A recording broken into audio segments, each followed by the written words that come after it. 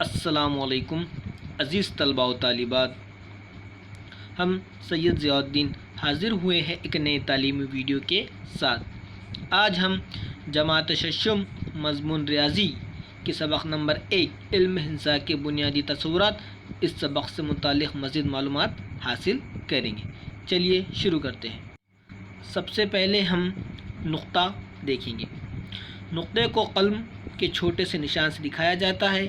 قلم یا پینسل کی نوک سے جو کاغذ پر نشانات بنائے جاتے ہیں، یہ نشانات بھی نقطے کو ظاہر کرتے ہیں۔ نقطے کو نام دیا جاتا ہے اور نقطے کا نام لکھتے وقت انگریزی کے بڑے حرف کا استعمال کیا جاتا ہے، جیسے آپ یہاں پر تصویر میں دیکھ رہے ہوں گے کہ نقطہ اے، نقطہ بی، نقطہ سی، نقطہ ڈی، اور بازو کی باکس کی شکل میں بھی آپ دیکھ رہے ہوں گے کہ نقطہ پی، نقطہ اے اور نقطہ ٹی۔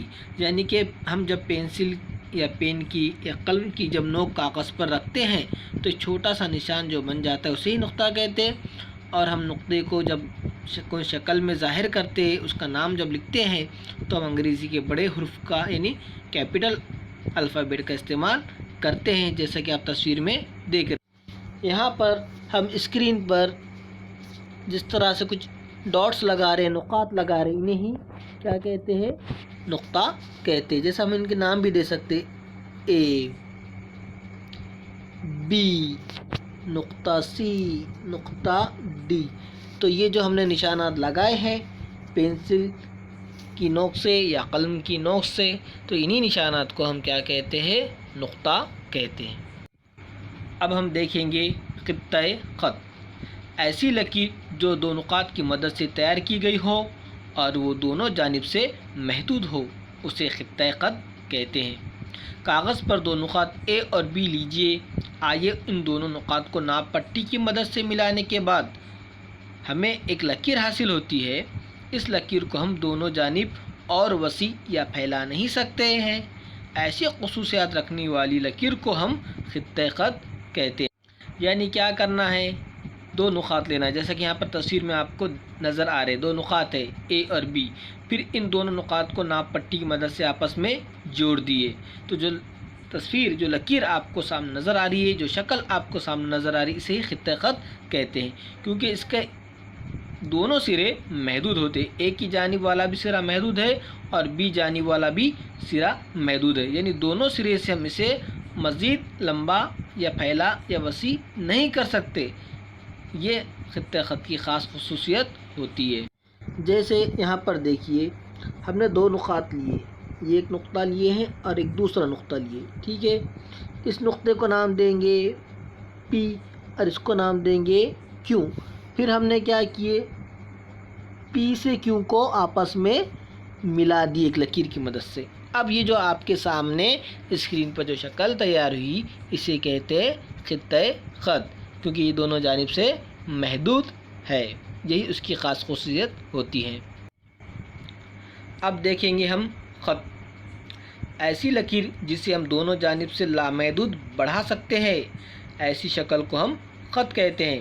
ایسے خط کو کاغذ پر دکھاتے وقت جو کہ وہ دونوں جانب سے لامحدود ہے، تیر کی نوک سے دکھاتے ہیں۔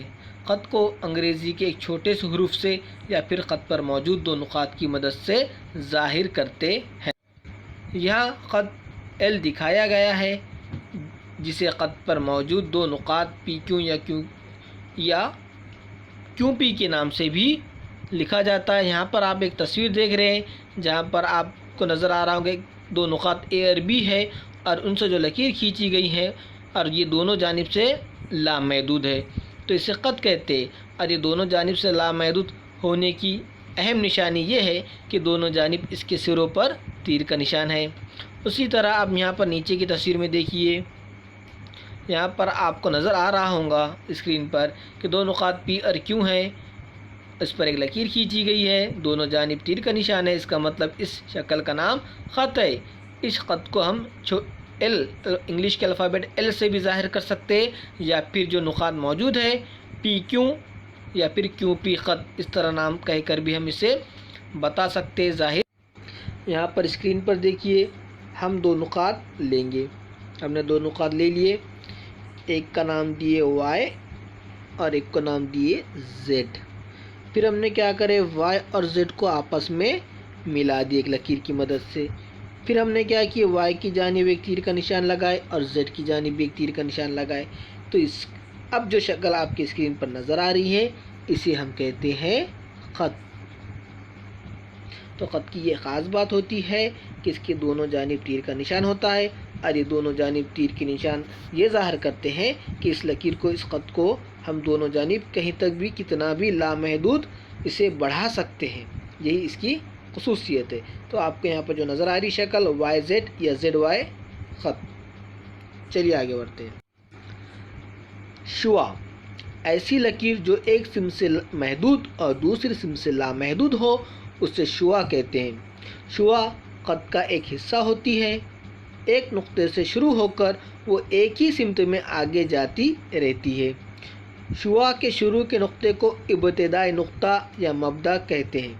یہاں پی ابتدائی نقطہ ہے یہ ظاہر کرنے کے لیے کہ کیونکہ سمت میں شعاع لامحدود ہے تیر کی نوک بنائی گئی ہے. مقابل کی شکل کو شعاع پی کیو پڑھتے. آپ اسکرین پر جو دیکھ رہے ہوں گے آپ کو ایک شکل نظر آ رہی ہوگی پی کیو. تو یہ جو شکل ہے یہ شعاع ہے. اس کی خصوصیت یہ ہے کہ یہ ایک خط کا حصہ ہوتی ہے. جو اپن نے ابھی دیکھے ہیں خط کا ایک حصہ ہے شعاع. اور اس کی خاص بات یہ ہے کہ یہ ایک جانب سے محدود ہوتی ہے اور دوسری جانب سے لامحدود ہوتی ہے. اس شکل میں جو نقطہ پی ہے اس جانب سے یہ شعاع محدود ہے اور جو نقطہ کیو ہے جہاں پر تیر کا نشان لگا ہوا ہے تو اس سے یہ ظاہر ہوتا ہے کہ اس جانب یہ لامحدود ہے. تو یہ اس کی خاص خصوصیت ہوتی ہے. یہاں پر اس شکل کو ہم شعاع پی کیو پڑھتے ہیں اور شعاع کو انگلش کے اسمال الفابیٹ آر سے بھی دکھایا جاتا ہے جو کہ یہاں پر آپ شکل میں دیکھ رہے ہیں. یہاں پر آپ اسکرین پر دیکھیے ہم نے دو نقاط لیے. ایک کا نام دیے یہاں پر اے اور دوسرے کا نام دیے ہے بی. پھر ہم نے کیا کی اے کے جانب سے ایک لکیر کھینچتے گئے بی کی جانب ہے نا اور بی کی جانب کیا کی ہم نے اسے تیر کا نشان لگا دیے. تو اب یہ جو شکل آپ کی اسکرین پر نظر آ رہی ہے اسے کہتے ہیں شعاع کیونکہ اے کی جانب سے یہ محدود ہے اور بی کی جانب سے لامحدود ہے. اور اس کا لامحدود ہونے کا ثبوت یہ ہے کہ بی کی جانب ہم نے تیر کا نشان لگائے ہیں. اس کا مطلب یہاں بی کی جانب یہ لامحدود ہے اور اے کی جانب محدود ہے. تو ایسی خصوصیت رکھنے والی شکل کو ہم شعاع کہتے ہیں. اور ایک بات آپ اپنے ذہن میں رکھ لیجئے کہ یہاں شکل میں جو شعاع پی کیوں ہے تو پی کو ابتدائی نقطہ بھی کہتے. اس کا مطلب یہ ہوتا ہے کہ شعاع نقطہ پی سے شروع ہوئی ہے اور نقطہ کیو کی جانب لامحدود آگے بڑھ رہی ہے. اس کے بعد ہم پڑھیں گے مستوی. پہلی اور دوسری اشکال کی سطح ہموار ہے جو ایک لامحدود سطح کا حصہ ہے. ہموار سطح کو ریاضی کی زبان میں مستوی کہتے ہیں. آپ کے اسکرین پر تین چیزیں نظر آ رہی ہیں. ایک ٹیبل ہے, ایک بلیک بورڈ ہے, اسکرین جو آپ کو نظر آ رہی ہے ایک بلیک بورڈ, اور تیسرا ہے LPG گیس سلنڈر. تو پہلی جو دو چیزیں ہیں ان کی جو سطح ہے وہ کیسی ہموار ہے, سپاٹ ہے نا. جس طرح ہم اپنی ہتھیلی کھولتے ہیں, ہاتھ کے پنجے کھولتے ہیں تو جو ہماری ہتھیلی کی جو سطح ہے وہ کیسی ہوتی ہے, ہموار ہوتی. تو ریاضی میں ہموار سطح کو کیا کہتے ہیں, مستوی کہتے ہیں. لیکن جو LPG سلنڈر ہے اس کی جو سطح ہے وہ ہموار نہیں ہے, اس لیے LPG کی جو سطح ہے اسے ہم مستوی نہیں کہہ سکتے ہیں. نیچے کی شکل ہے مستوی کا نام H ہے. مستوی کی شکل محدود بنائی گئے تب بھی مستوی چاروں جانب سے لامحدود ہوتی ہے. مستوی تمام سمتوں میں لامحدود ہوتی ہے. اسے تیر کی نوک سے ظاہر کیا جاتا ہے. آپ اس شکل میں دیکھ رہے ہیں کہ H کیا ایک مستوی ہے اور اس کے چاروں جانب جو تیر کے نشان لگائے گئے ہیں اس سے ہمیں یہ پتہ چلتا ہے کہ چاروں جانب مستوی لامحدود ہے. چلو بچوں انشاءاللہ پھر حاضر ہوں گے ایک نئے تعلیمی ویڈیو کے ساتھ. تب تک کے لیے اللہ حافظ.